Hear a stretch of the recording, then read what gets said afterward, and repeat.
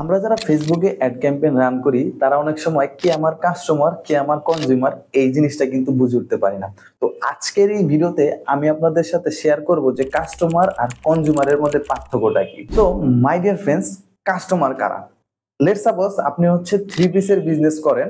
So এই three পিসটা কারা কিনতে পারে? এই থ্রি পিসটা কিনবে হচ্ছে কোনো ওমেন কিনবে, ম্যারিড ওমেন কিনবে, আনম্যারিড ওমেন কিনবে। কিন্তু এই থ্রি পিসটা আবার বয়েজ অর্থাৎ মেনও কিন্তু কিনতে পারে। কোনো ম্যারিড পার্সনও কিনতে পারে, আনম্যারিড কোনো পার্সনও কিন্তু কিনতে পারে। তার মানে আপনার প্রোডাক্টটার যারা যারা পোটেনশিয়াল বায়ার তারাই হচ্ছে আপনার কাস্টমার। আর কনজিউমারটা কি? কনজিউমারটা হচ্ছে যে এই থ্রি পিসটাকে ব্যবহার করবে। তার মানে এক কথায় আমরা বলতে পারি কাস্টমার হচ্ছে সে যে এই প্রোডাক্টটা কিনতে পারে, আর কনজিউমার হচ্ছে সেই ব্যক্তি যে এই প্রোডাক্টটাকে ব্যবহার করবে। এখন এই থ্রি পিসটাকে কারা ব্যবহার করবে?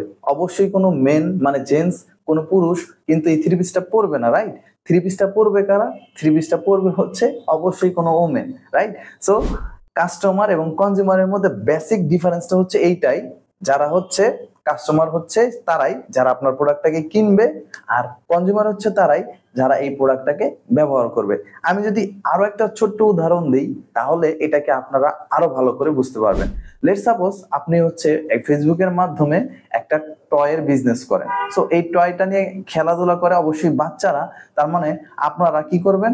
আপনারা যাই হচ্ছে ফেসবুকের ইন্টারেস্টে যে বাচ্চাদের টার্গেট করবেন, কিন্তু আলটিমেটলি কি বাচ্চারা এই আপনার টয়েস গুলোকে কি কিনবে? অবশ্যই কিনবে না। তার মানে এই বাচ্চাদের টয়েসটা কিনবে কারা? বাচ্চাদের যারা মা বাবা আছে তারা।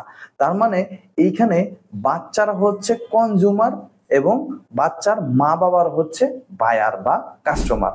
তাহলে আজকের এই ভিডিও থেকে বুঝতে পারলেন যে কাস্টমার কারা আর কনজিউমার কারা।